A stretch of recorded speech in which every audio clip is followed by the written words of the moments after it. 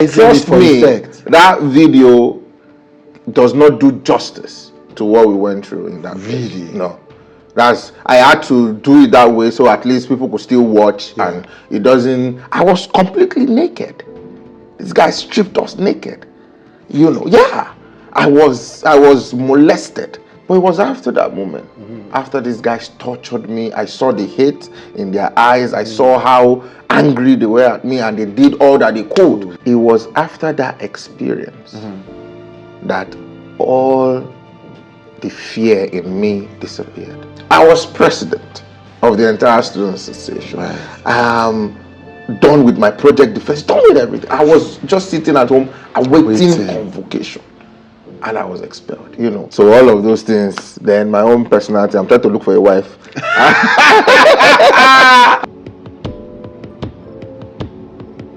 You're incredibly busy though. You know, and it's one of the things when we were talking to my producers, anybody understood that you were busy. You were polite, you were kind, you were everything.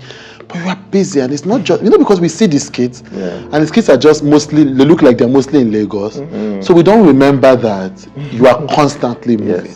So two things: what's keeping you traveling? And that business. How are you coping with it?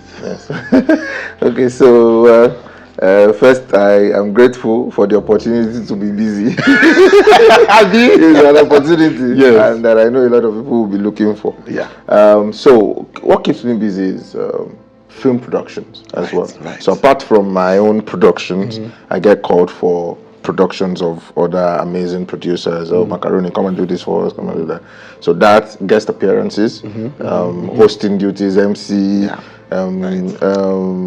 I have to go and talk in some places by virtue of maybe how people see me. They always want me to address certain issues, come for this seminar, that. So all of those things. Then my own personality, I'm trying to look for a wife. I'm kidding.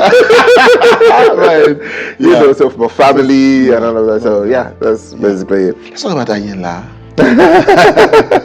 But I think before that, because you had become so successful as a skit maker. So if people remember, some people, they remember that you are an actor, they have forgotten. And maybe because of the way that Nollywood is, they've tried to leverage, which is great, skit making, to cross with the movies. So maybe they saw you in Day of Destiny or they saw you somewhere. But this was the one recently where people saw you really delve into a character. Were you excited about the opportunity to show your acting chops? I was excited about the opportunity to work with Tunde Kilani. That was the major thing about the excitement. Excitement about people seeing me in a different light. I always knew that those that have not seen would see. It was just a function of time. You would see. If you've not seen some of my movies, from the past, you would definitely see.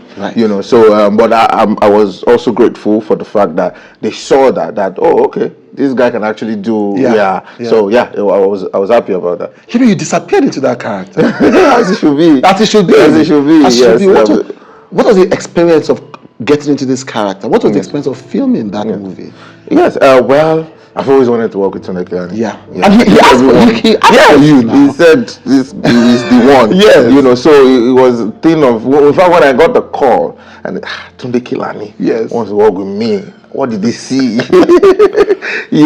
So it is, primarily as an actor, when you're given a script, you need to understand the character, understand all the characters around that character, So, and of course, because this is a true life story, there's actually someone, that character has someone that was that way, his manager, this one, that one, So I simply did the work of understanding, doing my research and understanding who that character is, and then bringing it to life. You've had a very interesting university journey. What led to the going to different universities? What led to that? My person. That's the only answer. My person is the person that will not be silenced. You cannot silence me. If I feel that there's something that I do not like, I'm not comfortable with, I will speak up. I'll speak about it. Right. You know, so of course, and because in this part of the world, we see anyone that tries to speak up as rebellious. You know, Wala is too much, his own is too much, that type of thing. But it's just me. If I'm not comfortable with something, the way you treat me or the way you treat those around me, I'll speak up. So it happened that way in those universities. Different things happened at different times that I found myself, you know, speaking against these things and acting against it. So that would be the reason, basically. But I mean, it must have been scary to be, expelled. Yes. Just before your convocation. Oh, that one. In fact, not only scary, I think that has to be the only thing that really gave me, it shook me. Right. Took me off balance. I didn't see it coming. You didn't expect it. I mean, if you were going to expel me while I was in school. You know. Yeah. I had finished. Yes. I was president of the entire student association. Right. Done with my project defense, done with everything. I was just sitting at home awaiting convocation, and I was expelled. You know, I didn't see it coming. Yeah. You know, but of course, I gathered myself and we started to fight back for our certificate. Right. Did you get it? I did get it. Yes. I did get it. Right. You know, we settled amicably. Yes. Now the school and I were best of friends. Is this Redeemers? Redeemers University. Right. But who rebels in a private university? So that's on my parents. Right. My parents said if there was going to be anything they would do for me, it would be not to say that I would never step foot in a federal university. Right. Well, was they afraid of what university? Yes. They were afraid of because of my person. Yes. And then they said some people might, you know, public universities is much more bigger, larger, everything. Yes. So they felt that the people might want to influence me, might want to take advantage of my personality to make me do some things that I might not really want to do and all of that. So they were just saying, no, please, let's go to a private. Were you constantly fighting with your parents when you were younger? Funny enough, my parents always support me. Yeah, I love that. Yeah, maybe because my dad is a journalist. Right. So let me say I'm the one out there.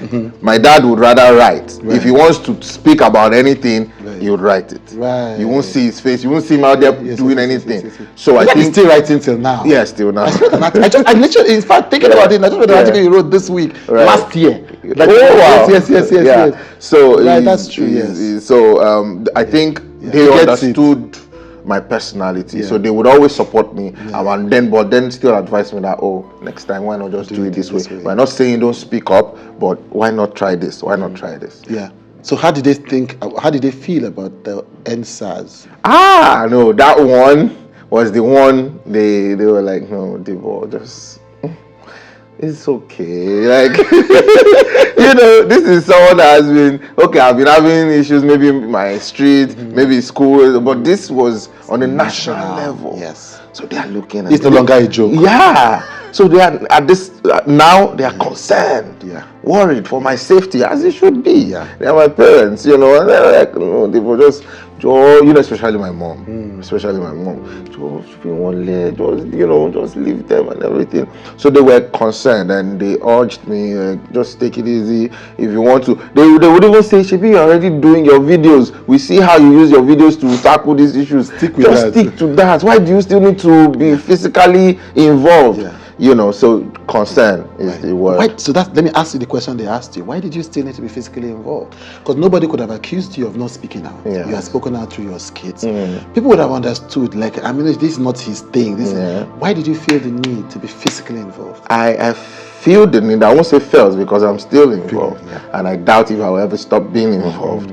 I feel the need to be involved because I like to think that God blessed me with the platform I have today. Not so that I can be popular as a performer, but so that I can use the platform that I have to speak up for not just me, but for those around me, those that cannot speak up for themselves.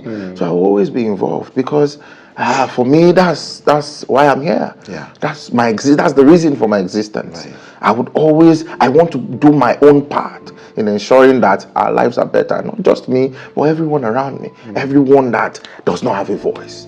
Yeah, so I honestly feel, and how can I ask others to make sacrifices that I'm not willing to make?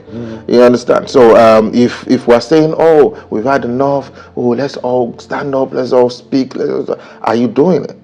It's one thing to be saying it, but are you doing it? So I always feel the need to not, and again, because I believe that by God's grace, I'm a public figure, yes. You know, if I take certain actions, those that we want to hear, those that we want to see these things, they will. Yeah. So I believe that there's power in my voice, also in my appearance.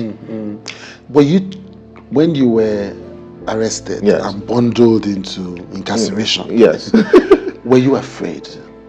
Not afraid even, but were you afraid of, we don't know how this is going to end? So it was after that experience that all the fear in me disappeared. That's the twist. That's in fact, I wonder how that happened. Because before that moment, I used to be afraid. In my mind, people see me, oh, very courageous, but I used to be scared. These people, we know how they are, they can just one day, they will just kiss someone, you know. But it was after that moment, after these guys tortured me, I saw the hate in their eyes, I saw how angry they were at me, and they did all that they could. And I'm sure if not that I was released, they could have done more. But it was at that moment I said, oh, okay, so this is it, Abi. No wahala, you know. So it was that moment that. So right now, So the skit you did after you were released, yes, because you know there was hate in their eyes. I thought you were over dramatizing it for effect. That video does not do justice to what we went through in that video. No. I had to do it that way so at least people could still watch, and it doesn't. I was completely naked. This guy stripped us naked. You know, I was molested. You know, it was a thing of joy for them. They were happy doing it. That Macaroni should be you, and I used to be talk past now, and it should be you. Now you did this, and they were mentioning names. So that's why when people see me now and I talk with so much, I know what I'm saying, and I'm still angry at certain things because they were mentioning names. Now you did disturb so person, Abi. Now you know what made this person rest, Abi. And I made these things clear in the post. After I said, these are the things I went through. People committed atrocities in your name. So you can't, if you do not come out to publicly address it, that, oh no, those people that were acted on, I will take it that you sent them to me. Two other questions about fear. I mean, you've become a legend, you know, you've rejected an invitation from your governor. He said you should come and work for peace. You say never. You rejected an invitation from your vice president. Well, the one of the vice president, it wasn't the vice president that invited directly. Okay. I think I addressed that to them. It wasn't him. Not to say whether it was him, I wouldn't want to go into that one, but it wasn't him. It was an award organization, and you know when I said, look, no, not now.